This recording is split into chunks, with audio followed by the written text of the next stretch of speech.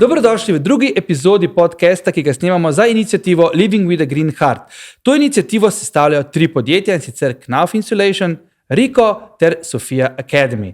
Danes je z nami gostja iz Knauf Insulation, Julija Gruden, dekle, ki je, če povem kar se da preprosto, vodilo gradnjo tretjine letošnjega Expa v Dubaju. A sem se kaj zmotil? Res je. Ti si imela ta mobilni del, ne? Mobility zone, ja. Torej, kako je razdeljen Expo? Letošnji Expo je razdeljen na 3 dele. Katere? Expo je razdeljen na Opportunity, Mobility in Sustainability. In potem so države, od katerih razstava se bo fokusirala na eno od teh tretjin, so potem postavljene v tem delu Expa. Okay. Če mi da v bistvu zdaj pogledava tako neke osnovne parametre tega Expa, da si bodo v bistvu gledalci oziroma tisti, ki bodo gledali ta podcast ali ga pa poslušali, lahko predstavljali, koliko je to velika stvar.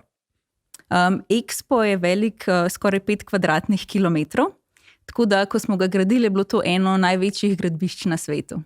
Wow. Ampak 5 kvadratnih kilometrov, a lahko s tem primerjamo kakšno mesto ali kaj bi dali? Koliko je to, ne vem, nogometnih igrišč, katero mesto je?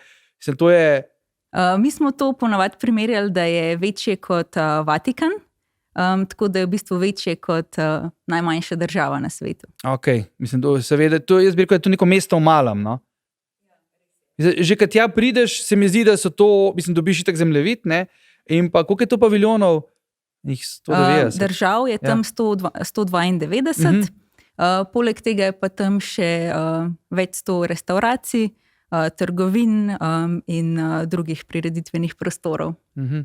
To je v bistvu trenutno, če se ne motim, je to nek fokus, ne, svetovne javnosti, zakaj se tam dogaja, v bistvu odgovarja na vprašanje, kam gre svet, ne, v teh paviljonih je mogoče videti marsikaj. Ampak mene pa zanima, Julija, kako si v bistvu ti prišla tja kot šefica gradbišča ene tretjine tako velikega projekta. Zdaj, ne da bi jaz karkoli podcenjeval, ampak tako naprej, mislim, če pomislim, bi mogel to jaz, ne vem, še moj narisu bi težko, a ne.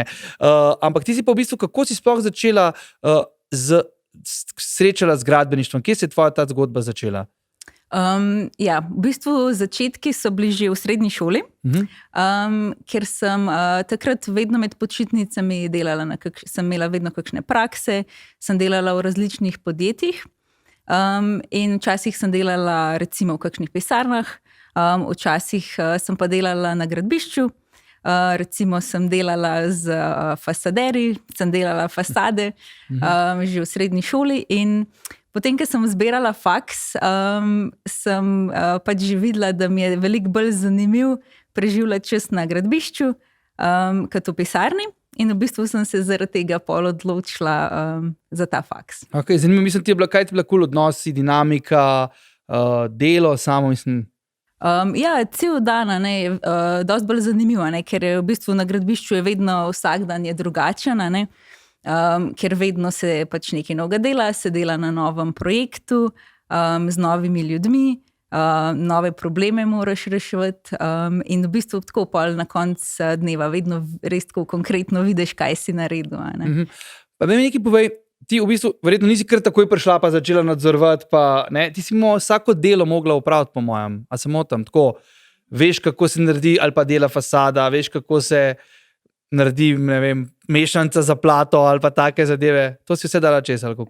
Vse, po vrsti. Sej bi bilo preveč težko, da bi pač kar tako kakšno stopno preskočila. Tako da, v bistvu sem začela čisto po vrsti. Od tega, da sem že prej v Sloveniji delala na manjših projektih, od tega, da sem začela pač delati sama kot delavec na gradbišču. In potem, ko sem leta 2015 diplomirala na fakulteti za gradbeništvo in geodezijo, tukaj v Sloveniji takrat ni bilo nekih velikih projektov.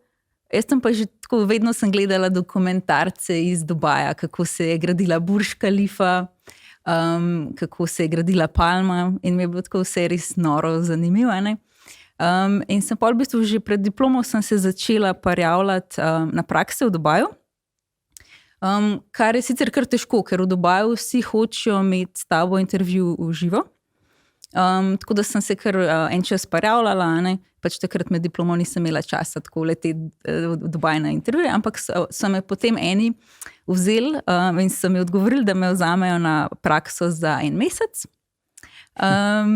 In pol, pa v bistvu nisem dobila niti kaj dosti podatkov, kaj ta praksa bo. Jaz sem opisala, da bom delala v enem podjetju, ki je v Šardži, kar je en drug emirat, niti ne v Dubaju. Pa nič ni pisalo, kaj bom delala. Sem rekla, ok, 1 mesec bom preživela, kar bo, in sem šla. In me je pol kar kap zadela, ker sem prišla prvi dan v pisarno in so mi rekli, da bom delala na otoku, na Novi Palmi, in da bom imela čez tudi to kompakcijo otoka, ker pesek je bil že nasut in smo ga pol mi kompaktirali in delali infrastrukturo. Tako da sem bila čisto navdušena, kakšno srečo sem imela in kakšno prakso sem dobila. Kompakcija peska. Kaj to točno pomeni? Ker jaz mislim, kako je to sploh narejen, če greva mogoče te otoki, čisto zanimivost. Ker se peleš ali pa vidiš fotke iz zraka, vidiš, da pač to tam je, ne?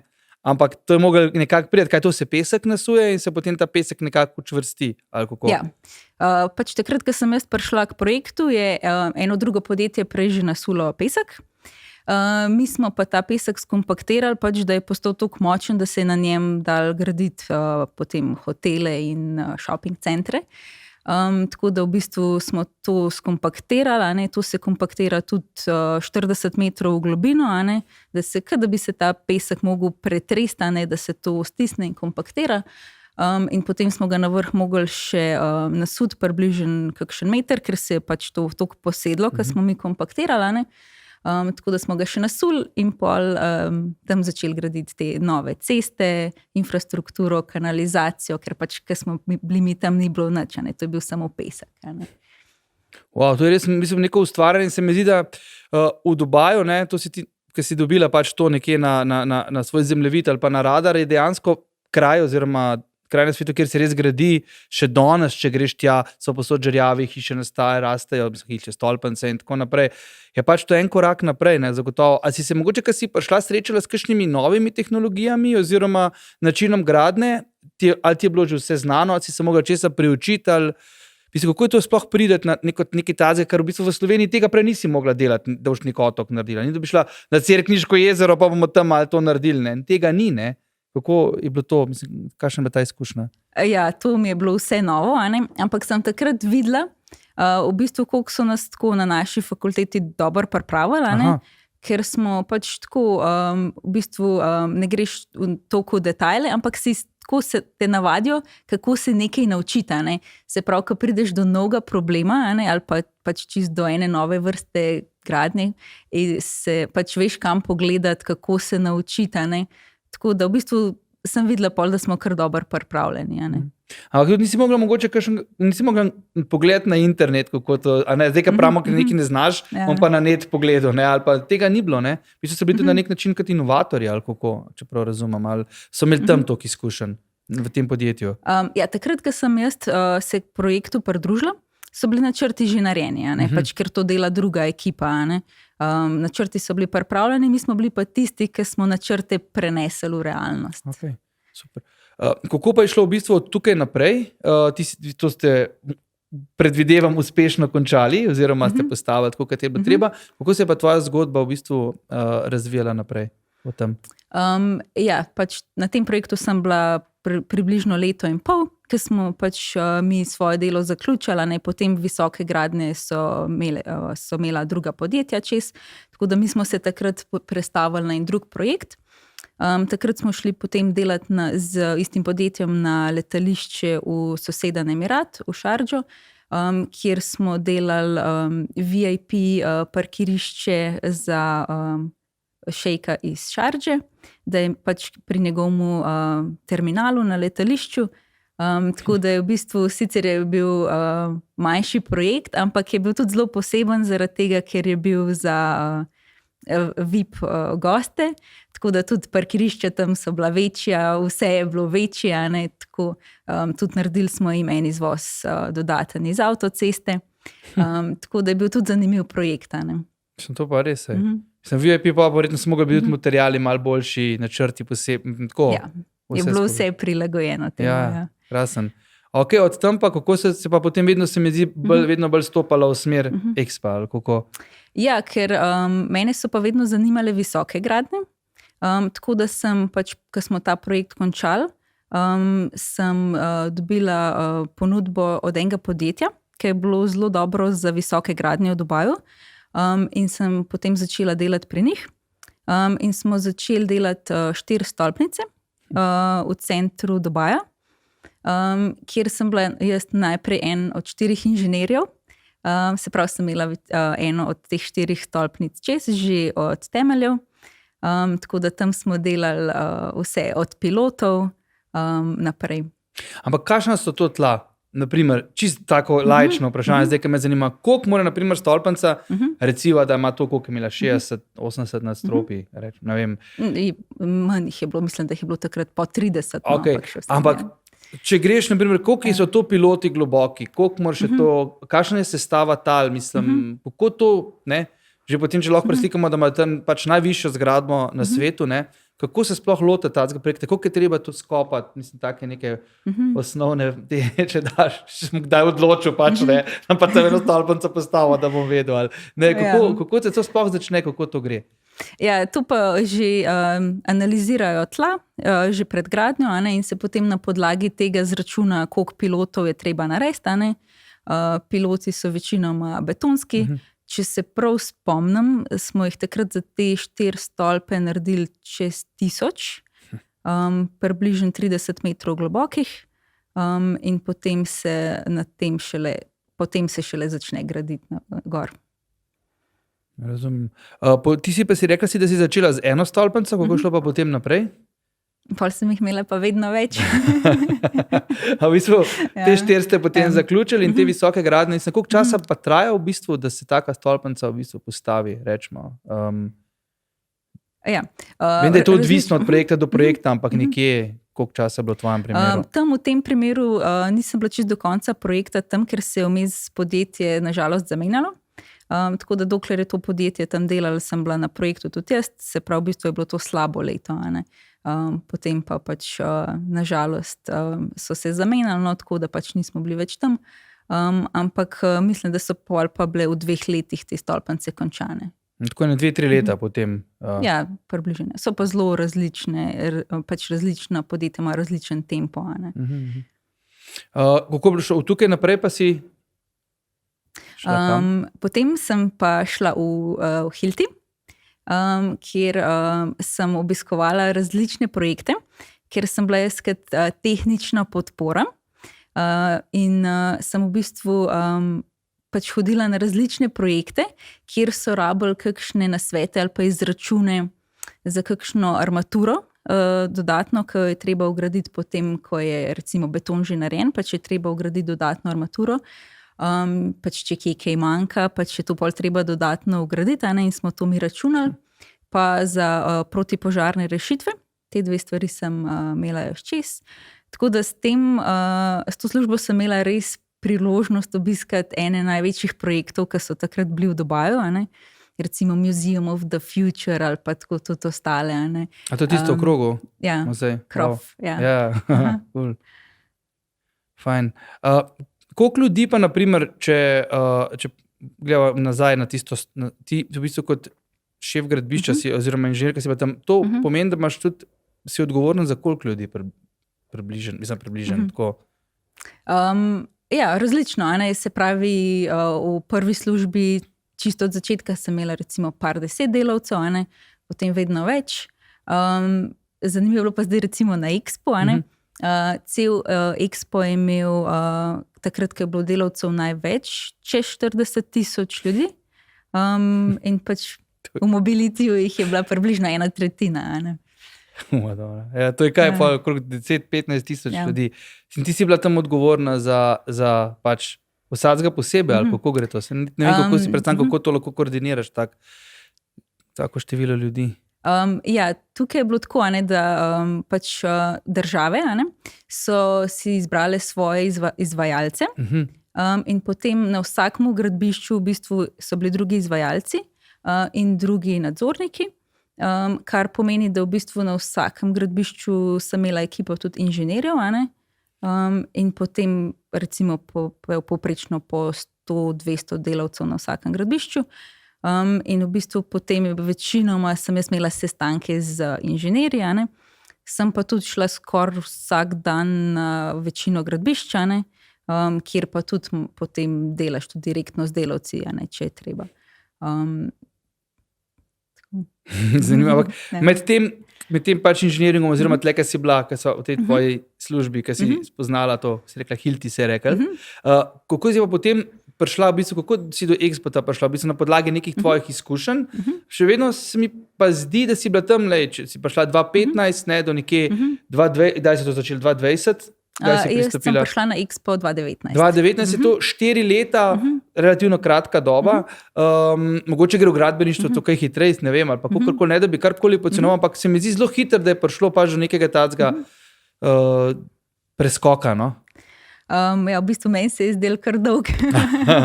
V bistvu všeč mi je v Dubaju to, pač če vidijo, da znaš delati, da dobro delaš, dobiš tudi kakšne take priložnosti, precej hitro se mi zdi, dobiš več možnosti, mogoče, kot bi jih v Sloveniji.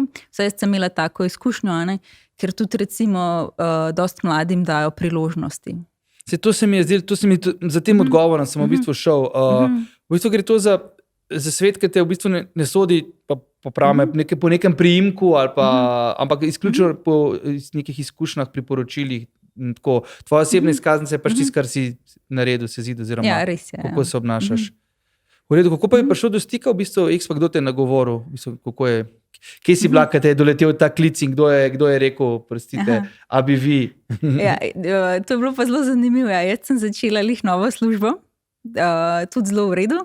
In ker sem bila tam manj kot en teden, mogoče 3-4 dni, so me na poti iz službe klicali iz Expa, da so videli moj profil na LinkedInu in da jih zanima, če sem zainteresirana, da bi tam delala kot koordinator gradbišča. In seveda sem bila za. Tako da pol se je pa začel ta dolg postopek, ker v bistvu mislim, da sem imela 7 intervjujev, preden sem to službo pol dobila. Tako da je v bistvu trajala 2 meseca, preden sem res vedela, a sem zbrana ali ne. Tako da, Kar naporno, 7 intervjujev, ali kako? Pa to z vedno istimi, ali z različnimi, to je bilo tako 7 krogov? Z različnimi, vedno. Zanimivo. In ko si enkrat začela delati, katere so bile v bistvu stvari oziroma izzivi, ki so bili največji, oziroma izzivi, ki jih je bilo treba premagati, pa najprej deva z izzivi, potem pa z nekimi temi satisfakcijo in pa z dosežki. Izzivi so bili recimo to, koliko je vse veliko, in res moraš biti kar aktiven, da vse to pokriješ. Pa tudi to, da v bistvu sem imela na vsakem projektu drugo ekipo, druge inženirje, druge vodje projektov in potem moraš se zelo prilagoditi, kako z vsakimi delati, ker so to zelo različne ekipe, tako da moraš imeti tudi zelo različen pristop, da pač rešiš vse probleme na vsakem projektu. Ker jaz sem, če ena stvar, ki sem jo opazil v Dubaju, da je to pač konglomerat narodnosti, kultur in ljudi iz povsod, iz vsakega kotička sveta. In to je res, moraš biti, ne vem, ti moraš res vedeti, mislim, kako pa to, to moraš imeti nekaj, kar imaš v sebi, nekaj, kar se naučiš, nekaj, kar ti je, kako se tega lotevaš? V bistvu zmeri, recimo, ko sem imela prvi sestanek z novo ekipo, je treba videti pač, kako bo treba z njimi sodelovati, in v bistvu se mi zdi, da sem imela 20 različnih osebnosti, da sem lahko z vsemi delala, ker se moraš res prilagoditi, tako pač, kar je za ene sprejemljivo, za druge ni, pa vidiš tudi, kaj pa enih doseže rezultate, kaj pa pri drugih. Povej mi, kako, mislim, so bili kakšni dogodki, kaj si najbolj zapomnila, kaj ti najbolj ostalo v spominu na Expo? Med zidanjem, stavljanjem, jaz nekako ustvarjanjem Expo. Ja, že začetki so bili zelo zanimivi. Recimo, čist ena prvih stvari, ki smo jih tam naredili. V bistvu, ko sem jaz prišla na Expo, je bilo vse samo še pesek, tako še nič ni bilo tam nobenih stavb, paviljonov državnih še ni bilo. In prva stvar, ki smo naredili, da smo v bistvu, ko so se države pridružile, smo jim dali parcele, in to je bil že tak velik dogodek. Tam smo se slikali z zlatimi lopatami, in tako je bilo pač, takrat se je tudi pol začel projekt, in potem je pač, mi smo bili vključeni pa vsem, tako da meni je bilo vse zanimivo od tega, da smo začeli s temelji do konca gradnje. In potem na koncu je bilo res recimo najbolj poseben dogodek je bil, ko so se vrata Expa odprla, in ko so pač začeli prihajati obiskovalci, je bilo tako prav nenaravno, ker mi smo tam pač prej več kot 2 leti res delali na polno, da smo to pripravili, in je pol res nor občutek, ko obiskovalci res pridejo in to vidijo. Ja. Povej mi, da bo tako mogoče vprašanje, klišejsko malo kakorkoli, ampak dekle na gradbišču v državi, ki je pač tradicionalno moška. Kako je dosežeš, da te poslušajo, obogajo in naredijo tisto, kar si želiš oziroma zahtevaš? To je bilo mogoče še najbolj težko v prvi službi, ker takrat sem delala še v podjetju iz Emirata Šardža, kjer se mi zdi, da še manj žensk dela na gradbiščih in jim je bilo to še bolj nekaj posebenega in nekaj novega, ampak sem videla pol, da v bistvu, ko pa vidijo in drugi inženirji in delavci, recimo, da rešiš kakšne probleme, da nekaj znaš narediti in pokazati, da potem te pa res sprejmejo enega od njih in je zelo lahko z njimi delati. Super. Kaj pa tukaj v Expo ena stvar, ki jo boš nesla s sabo tako naprej v naslednje projekte, katera je tista ključna izkušnja, ki si jo v bistvu ja, velik del recimo je pač, da se tehnično naučiš reševati velike problemov. Z vsakim paviljonom tukaj smo imeli vsak dan toliko enih težav in izzivov, ker pač vse države so pokazale nove tehnologije, nove načine gradnje, vsi so naredili zelo posebne dizajne in potem to zgraditi je kar izziv, povsod je bilo kaj novega in smo pač večino časa smo mi reševali probleme in velikrat smo mogli tudi kaj izumiti, tako da res dobiš veliko izkušenj, tako da se mi zdi, da zdaj ne glede na to, kakšen projekt bi imela, kakšne vrste gradnje, bi mi bilo veliko lažje, pa tudi z ljudmi se naučiš delati, ker pač tukaj smo delali pa s toliko različnimi ljudmi, delavci so bili iz vsega sveta, potem smo imeli pa tudi na drugi strani vmes obiske ministrov, obiske šejkov in potem moraš med vsem tem delom še organizirati gradbišče za njihove obiske, vse pripraviti in se z njimi srečati, tako da je tak zelo velik razpon. Kje pa si v bistvu to za po mojem dolge ure oziroma dnevi in dnevi dela, ure in ure dela, kje si v bistvu našla tako moč, motivacijo, ko je človek vmes zmatran, se včasih vpraša, ojej, kako in kaj, kje pa si ti v bistvu našla to? Ja, to je bilo pa res kar naporno, sploh zadnje mesece na Expo, smo delali večinoma res po 15 ur na dan, da smo vse pripravili pred otvoritvijo. Tako da v bistvu meni je bilo noro, pač, ker imam možnost delati na takem projektu, in toliko stvari vidiš in toliko stvari se ti dogaja, da v bistvu si na koncu tako kar vesel, ker si lahko tam, in v bistvu tudi dan toliko hitro mine, da meni sigurno teh 15 ur hitreje minili, kot če bi delala v pisarni 8 ur. Pač sicer vmes si zmatran, ampak ker veš, na kakšnem projektu delaš, te kar žene naprej. V redu. Julija, hvala za tele res odkrite in pa zanimive informacije oziroma za cel pogovor. Jaz mislim, da bi se lahko midva komoče enkrat dobila in posnela drugi del, tako da nekaj za razmisliti, mogoče v Dubaju, v Expo samem, tako sem tako približko mes dobil, da bi bilo dobro neko tako sceno narediti. Hvala res še enkrat, da si se v bistvu vzela čas. Ti zdaj potuješ nazaj v Dubaj k novim projektom naproti. In veliko sreče pri tem, čestitke, res mislim, tako kapo dobro, predvsem, kar si naredila, tako da mislim, da se bomo še kdaj dobili pa poklepetali. Hvala. V redu, hvala za vabilo.